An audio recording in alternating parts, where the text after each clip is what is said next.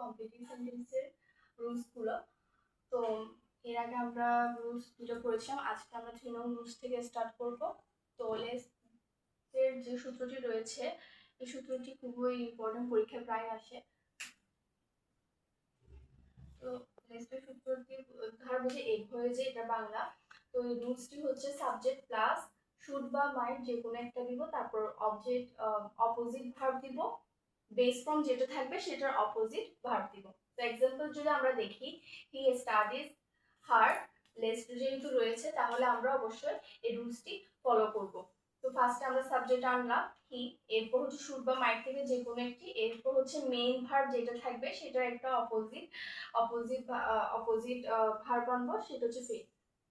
এরপর রুলসটি হচ্ছে it is high time বা ইট ইজ টাইম যদি থাকে তাহলে রুলসটি হতে পারে কি, তাহলে রুলসটি হতে পারে সাবজেক্ট প্লাস ভার্বের পাস্ট ফর্ম। তো ইট ইজ হাই টাইম, এরপর তাহলে আমরা সাবজেক্ট আনবো উই, এরপর ভার্বের পাস্ট ফর্ম যেহেতু বলা হয়েছে তাহলে অবশ্যই আমরা we did it, do did done, তাহলে ডিড আনবো অবশ্যই সেকেন্ড, মানে যেটা বলা হয় পাস্ট ফর্ম। এরপর হচ্ছে প্রেজেন্ট টেন্স, আচ্ছা অ্যাজ ইফ বা অ্যাজ দো যদি থাকে তাহলে কি হবে, যদি আগে ফার্স্ট অংশটি যদি প্রেজেন্ট টেন্সে থাকে তাহলে পরের ক্লজটি হবে পাস্ট টেন্সে, ফার্স্ট ক্লজটি যদি থাকে পাস্ট টেন্সে তাহলে পরেরটি হবে পাস্ট পারফেক্ট। আর হচ্ছে মেইন পাস্ট পারফেক্ট মানে হচ্ছে হ্যাড প্লাস ভার্বের past participle form.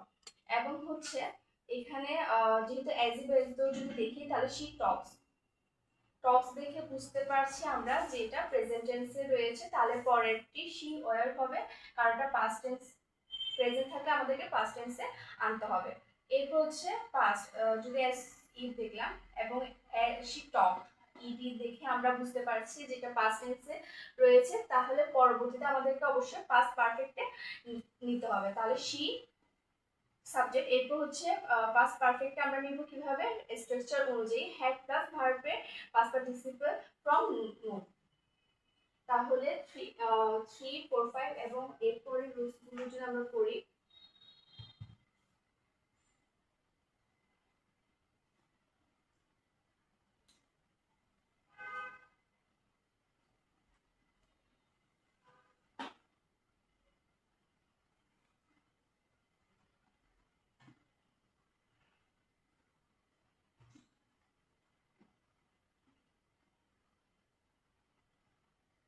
No sooner head দিয়ে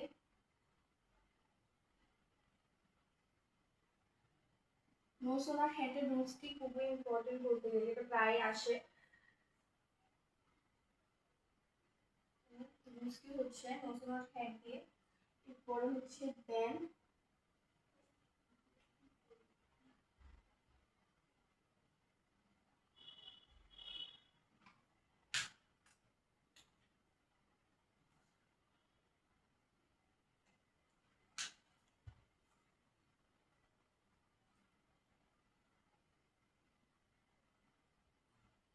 দেন প্লাস সাবজেক্ট প্লাস দেন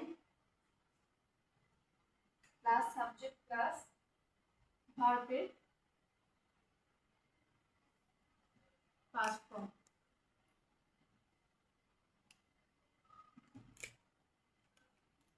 তাহলে যদি আমরা একটা এক্সাম্পল দেখি তাহলে no sooner had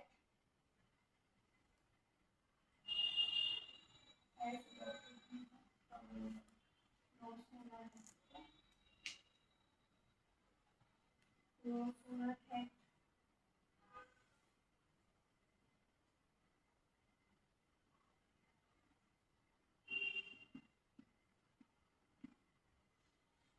no sooner had I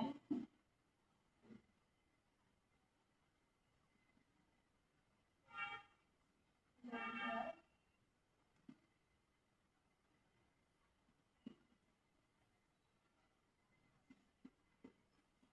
তাহলে no sooner had যদি দেখি তাহলে no sooner had I gone there, তাহলে যদি no sooner had থাকে তাহলে ফার্স্ট আমরা দেন আনবো, এরপর হচ্ছে সাবজেক্ট I, তারপর হচ্ছে ভার্বের পাস্ট ফর্ম স, সি সস সিন থাকে তাহলে পাস্ট ফর্ম আনবো হচ্ছে স।